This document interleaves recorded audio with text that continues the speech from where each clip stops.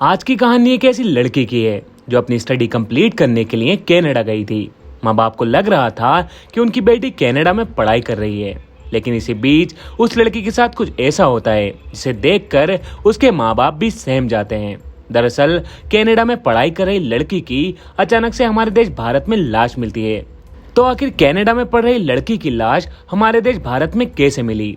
तो आखिर कौन थी ये लड़की और इसे किसने और क्यों मारा? जानेंगे सब कुछ आज के इस वीडियो में। मगर उससे पहले अगर आप हमारे चैनल पर पहली बार आए हैं तो इसको जरूर सब्सक्राइब करें। कहानी शुरू होती है हरियाणा के रोहतक शहर से। यहीं पर मोनिका नाम की एक लड़की रहती थी। इसकी उम्र करीब 22 साल थी। मोनिका बचपन से ही पढ़ाई में काफी तेज तर्रार थी और इसके परिवार के लोगों को भी मोनिका पर काफी नाज था।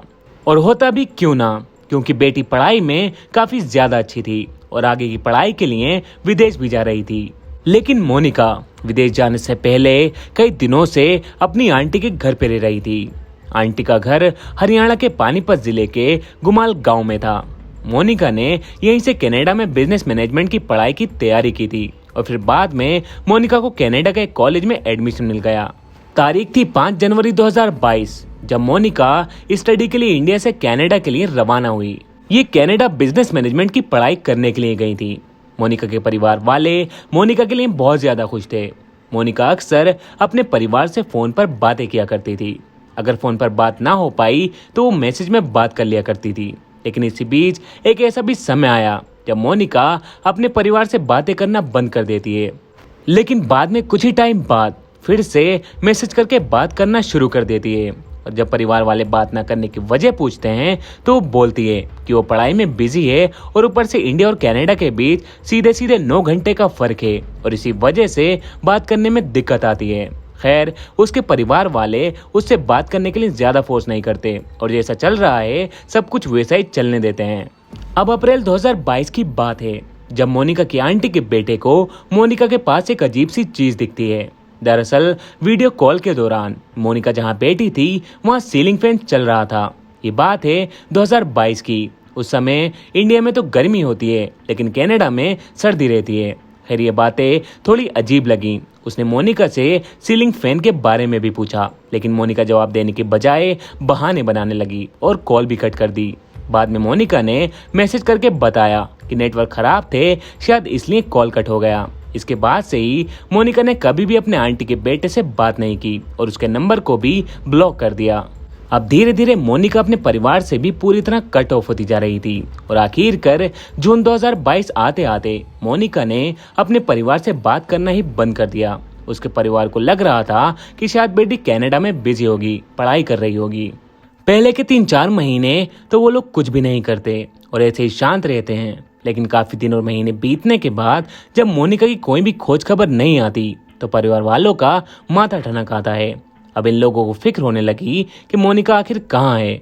अब परिवार वाले उस इंडियन एजेंट से बात करते हैं जिसने मोनिका को कनाडा में एडमिशन कराया था। जब उस एजेंट से बात की गई तो उस एजेंट से बात करने के बाद परिवार की टेंशन और भी ज्यादा बढ़ गई, क्योंकि उस एजेंट ने बताया कि मोनिका पिछले 1 महीने से पढ़ने भी नहीं आ रही है, शायद वो इंडिया चली गई। अब माँ बाप को ये बात सुनकर फिक्र होने लगी। फिक्र जायज भी थी, क्योंकि जिस एजेंट ने एडमिशन कराया था अब वही कह रहा था कि वो मोनिका के बारे में नहीं जानता। तो अब आखिर माँ बाप अपनी बेटी को ढूंढे तो ढूंढे कहाँ। अब माँ बाप सोचने लगे कि अगर वो इंडिया वापस आ गई है तो हमारे पास क्यों नहीं आई। मोनिका का ना ही अपने परिवार से कोई झगड़ा हुआ था और ना ही मोनिका का कोई लव अफेयर था। परिवार का माथा ठनका और उन्होंने तुरंत नजदीकी पुलिस स्टेशन में रिपोर्ट लिखवाई। पुलिस ने तुरंत जांच शुरू कर दी और इसी बीच मोनिका जिस गांव में अपनी आंटी के पास रहती थी वहीं से भी एक चौंकाने वाली खबर आई। दरअसल उसी गांव में पिछले कई महीनों से एक और आदमी लापता था। उस आदमी का नाम सुनील उर्फ शीला था। उसकी उम्र करीब 32 साल थी और ये शादीशुदा था। ये पेशे से एक कॉन्ट्रैक्टर था। वैसे तो इसका मोनिका से कोई भी लेना देना नहीं था। उसकी उम्र मोनिका से काफी ज्यादा थी और दोनों के बीच कोई अफेयर भी नहीं था। लेकिन इन दोनों के बीच एक चीज कॉमन थी। दरअसल सुनील रोजाना जिस घर में दूध लेने के लिए जाता था वो घर मोनिका की आंटी का था। अब क्योंकि मोनिका कई दिनों से अपनी आंटी के पास रह रही थी इसलिए कई हद तक इन दोनों के बीच बातचीत भी होती रहती थी। और एक बार रक्षाबंधन के दिन सुनील ने मोनिका से राखी भी बंधवाई थी। तो लोगों को लगता था कि इन दोनों के बीच भाई और बहन का रिश्ता होगा। लेकिन जिस तरह से मोनिका की कोई भी खबर नहीं थी, वैसे ही सुनील भी मिसिंग था। तो अब जाहिर सी बात है, मोनिका के गायब होने पर सुनील पर शक तो बनता था। तो अब यहीं से घर वालों को शक हुआ कि कहीं मोनिका के गायब होने के पीछे सुनील का हाथ तो नहीं है। तो अब परिवार वाले तुरंत पुलिस स्टेशन जाते हैं और वहां पर सुनील पर आरोप लगाते हैं कि उसी ने मोनिका को किडनैप किया है। लेकिन बात वही थी, परिवार वालों को भी पहले सुनील पर शक नहीं था, तो भला पुलिस कैसे करती। इसलिए पुलिस इनकी बातों को टालती रही और कोई एक्शन नहीं लिया। अब समय ऐसे ही गुजर रहा था और मोनिका का कोई भी पता नहीं चल रहा था और सुनील भी अभी तक गायब था। अब परिवार वालों का शक धीरे धीरे यकीन में बदल रहा था। अब वो दोबारा पुलिस स्टेशन जाते हैं। पुलिस के अकॉर्डिंग मोनिका कनाडा में थी और सुनील कभी इंडिया से बाहर ही नहीं गया, तो वो मोनिका को कनाडा में जाकर कैसे मार सकता है। पुलिस इस केस को ज्यादा सख्ती से नहीं जांच रही थी, इसलिए परिवार ने थक हार कर हरियाणा के गृह मंत्री अनिल सिंह से शिकायत की और फिर जांच फरवरी 2023 में भिवानी जिले के क्राइम ब्रांच यूनिट CI 2 को सौंप दी गई, इस भरोसे से कि बिना कोई गड़बड़ी के ये टीम ईमानदारी से अपना काम पूरा करेगी और ये टीम गृह मंत्री के भरोसे पर खरी उतरी। अब CI ने मोनिका की खोज की बजाय सुनील की खोजबीन शुरू की, क्योंकि परिवार का पूरा शक सुनील पर था और अगर सुनील मिल जाता तो कई हद तक ये केस सोल्व हो जाता। लिहाजा पुलिस की जांच मोनिका से हटकर पूरी तरह सुनील पर आ जाती है। पुलिस सुनील की पूरी कुंडली खंगालना शुरू करती है, तो जांच में पता चलता है कि ये सुनील पहले से ही पापी है और इस पर पहले ही मर्डर और हत्या जैसे कई सारे मामले दर्ज हैं। हत्या की पहली घटना तो उसने नाबालिग रहते हुए अंजाम दी थी। कुल मिलाकर सुनील पर 7 से 8 हत्याओं का आरोप था। खैर, अब पुलिस का शक सुनील पर गहरा हो गया और अब पुलिस उसके दोस्तों से और ठेकेदार साथियों से उसकी पूछताछ शुरू करती है। पुलिस इलेक्ट्रॉनिक सर्विलेंस की मदद लेती है और फिर 1 महीने की कड़ी मेहनत के बाद उसकी लोकेशन यूपी के मुजफ्फरनगर में आती है और फिर CI 2 अप्रैल 2023 को सुनील उर्फ शीला को मुजफ्फरनगर से गिरफ्तार कर लेती है। अब पुलिस उससे मोनिका के बारे में पूछती है तो कबूल कर लेता है कि मोनिका को उसी ने मारा है। लेकिन सवाल अब ये है कि जिस मोनिका को कनाडा में ढूंढा जा रहा था, आखिर उसकी लाश इंडिया में कैसे मिली और आखिर मोनिका को सुनील ने क्यों मारा, और अगर मारा भी है तो मोनिका की लाश कहाँ है। इन तमाम सवालों का जवाब अब सुनील को ही देना था। अब CIA ने उसे गिरफ्तार करके उससे पूछताछ शुरू की और 10 दिन की रिमांड पर लिया और फिर सुनील पुलिस की टीम को लेकर फार्म हाउस पर जाता है और जब उस फार्म हाउस की खुदाई की गई तो अंदर से कंकाल मिले। अब पुलिस ने सुनील से सवाल किया कि क्या ये कंकाल मोनिका के हैं, तो सुनील ने जवाब दिया कि हाँ, ये कंकाल मोनिका के हैं, जो मेरी दूसरी पत्नी थी। अब पुलिस ये बात सुनकर थोड़ी सी हैरान हो गई कि आखिर मोनिका कनाडा में थी तो वो इंडिया कब आई और शादी कब की। तो अब धीरे धीरे सारे राज खुलने लगे और ये सभी सवालों के जवाब मिलने लगे, क्योंकि मैंने आपको पहले ही बताया था कि ये सुनील एक पुराना पापी है और उस पर पहले से ही 8 हत्याओं के मामले दर्ज हैं और उसने अपना पहला मर्डर तो सिर्फ 18 साल की उम्र में किया था। सुनील चाहता था कि वो अपने जुर्म के धागों को मिटाकर हमेशा के लिए विदेश में सेटल हो जाए, इसलिए वो चाहता था कि उसे एक ऐसी लड़की मिले जो विदेश में रहती हो ताकि वो उससे शादी करके वहीं पर सेटल हो सके। इसलिए दूध लेने जाने के दौरान पहली बार उसने मोनिका को देखा, तभी उसने फैसला किया कि अब वो मोनिका को अपने प्यार में फंसाएगा।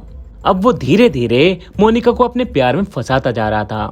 एक बार उसने मोनिका से राखी इसलिए बंधवाई थी ताकि परिवार वालों को लगे कि सुनील मोनिका का मुंह बोला भाई है। अब मोनिका पूरी तरह से सुनील के प्यार के दलदल में फंस चुकी थी। अब 5 जनवरी 2022 को सुनील के कहने पर ही मोनिका पढ़ाई करने के लिए कनाडा जाती है, लेकिन सुनील के कहने पर ही 17 दिन बाद यानी कि 22 जनवरी 2022 को मोनिका वापस इंडिया लौट आती है।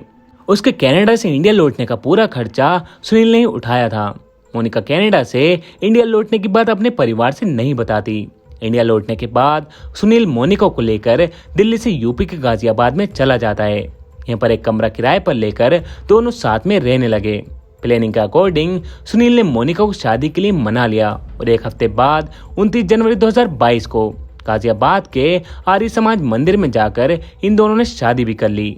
वैसे सुनील की दूसरी शादी थी, लेकिन मोनिका को पहली शादी के बारे में नहीं पता था।